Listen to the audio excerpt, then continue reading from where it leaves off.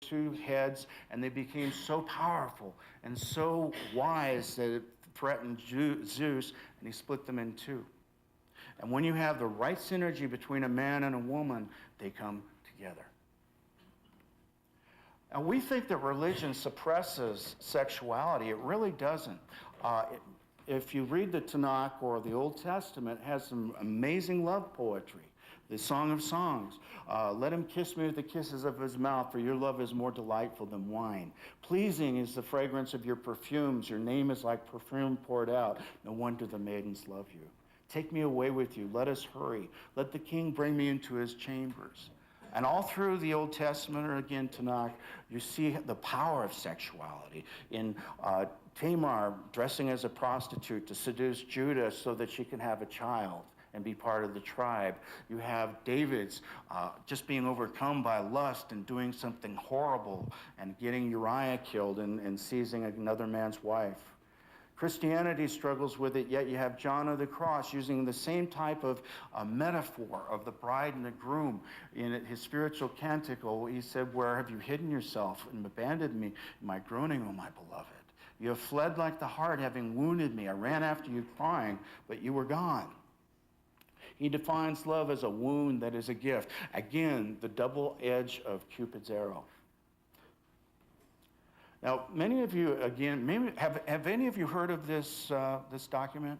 This Proto-Evangelion of James talks about the virginity of Mary, and its purpose is to strengthen. It's an intensification of the Greek ideal of sophrosune. Now, this was not accepted into the Bible or the canon, but you can see that it reaches into the Renaissance from the year 200. You can see that Joseph is portrayed as an old man. The Proto-Evangelion talks about Mary's parents, Joachim and Anna, which is the only place you hear of these names. They are castigated because they're childless. And so he's out praying. He's told they're going to have a baby girl. And they do, and they dedicate her to God, send her to the temple where she's allowed to stay until she has her first menstrual cycle. Then word goes out to all the old men with adult children, all the widowers, that they need to take this young woman on as a wife, but actually as a ward. Joseph goes, and he doesn't want this at all, but a bird flies on his shoulder, and he's selected as to be the wife or the husband of Mary.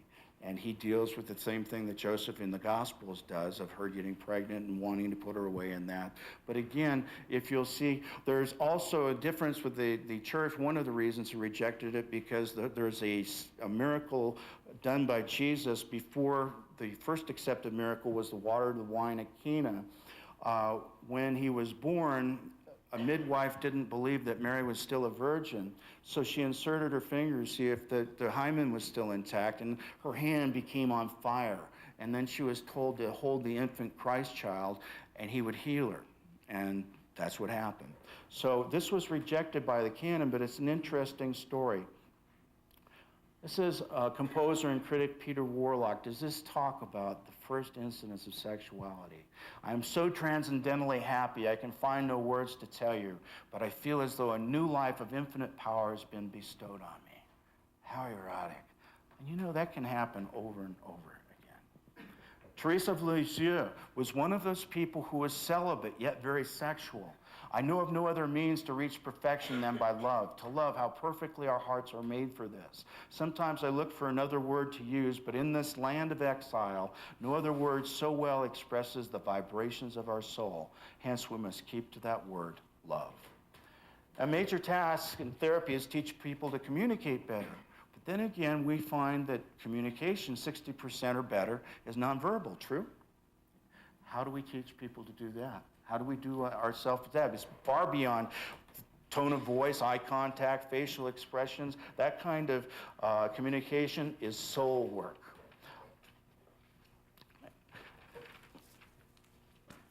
I'd like to end with something by Thomas More. He said, if we could recover a sense of the holiness of Eros and its creative divine place in the nature of things, we might see how absurdly small on our view of sex has been, and we might reinstate it without moralizing at the center of life, where it can offer vitality and intimacy and unrivaled power. It's an affirmation of life.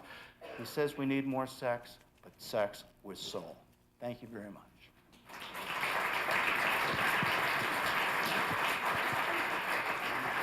Any questions?